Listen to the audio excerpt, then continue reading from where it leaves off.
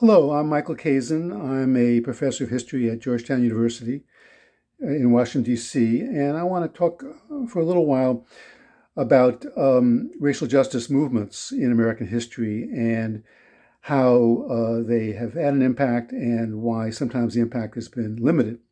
And my general point actually is that for racial justice movements to have a real important impact, have success, they need two things. First of all, they need to be really well connected, of course, and help to mobilize the African American community and hopefully other people of color too, though that has been rare to have that sort of broad coalition of different people of color. But also they need to have allies in the white community, and especially they need to win over parts of the ruling elite. Political elite, especially to a certain degree, economic elite too. And this might seem counterintuitive to some folks because people think about the marches that have been taking place since George Floyd's murder, and that these mobilizations, these protests themselves have been so powerful. But of course, no real changes have happened yet in policing, hardly anywhere in the country. And for that to happen, I think you'll need to see a repetition of some of the kinds of things that happened in earlier periods in American history when racial justice movements did have some success at changing racism in the country, at winning certain reforms in the racially unequal society of the United States. First of all, the abolitionists. Abolitionist movement, of course, begins back really, some would argue, in the late 18th century, but it has its greatest success, of course, in the 1850s and then during the Civil War, when abolitionists were able to link up with the surging Republican Party. And, of course, the Union Army was a very important ally there in defeating the Confederacy and finally abolishing slavery through the 13th Amendment. And the very fact that 13th, 14th, 15th Amendments were passed, the Reconstruction Amendments, showed that the abolitionists had, both black and white abolitionists, had found ways to link up with those in power. And Frederick Douglass, the great black abolitionist, famously said after the Civil War that the Republican Party was the ship, everything else is the sea.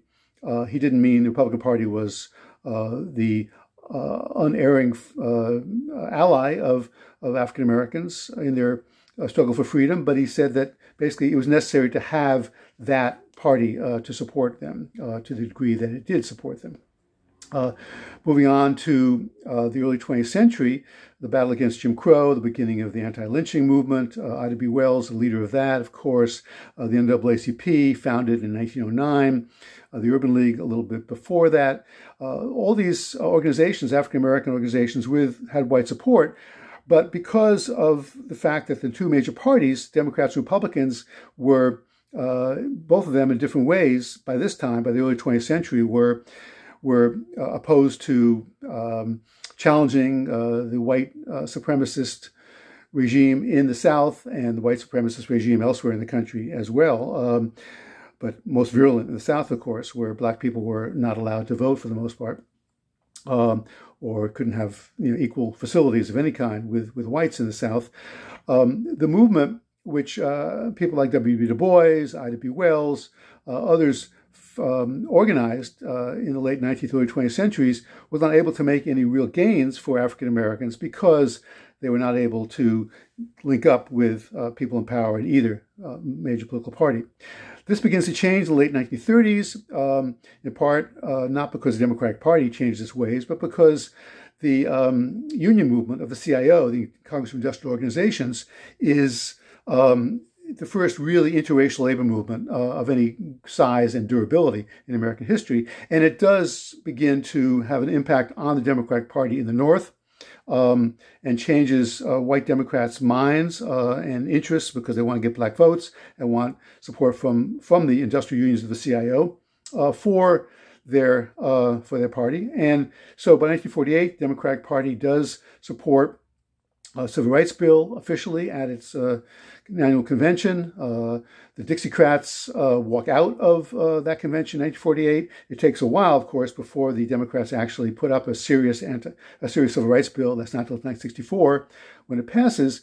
But gradually, the Black Freedom Movement, which really grows in the 50s into the 60s, is growing in part because, of course, it's got so many African Americans and people of other races too say enough racism has to go, but also they are able to strike a chord in the hearts and minds, more importantly, of white politicians, especially Democratic politicians in the North, who feel like they cannot win elections in the North unless they get black votes. And you have a figure like Adam Clayton Powell Jr., the congressman from New York City, from Harlem, who plays the inside-outside game very well. On the one time, he goes to civil rights demonstrations. He refuses to support the Democratic nominee for president, Adlai Stevenson, in 1956, because he doesn't think he's taken a strong enough stand for civil rights. But at the same time, he, by the early 60s, is in charge of one of the leading committees in the House. And so at all times, Powell is sort of helping the protest movement outside and also trying to push the Democrats to, and Congress generally, to support a civil rights bill and help for African-American populations in other ways as well. So finally, we come to the Black Lives Matter movement now, which of course has had a tremendous outpouring of support, not just from African Americans, but from different groups of whites around the country, and from at least rhetorical support from many Democrats and hardly any Republicans.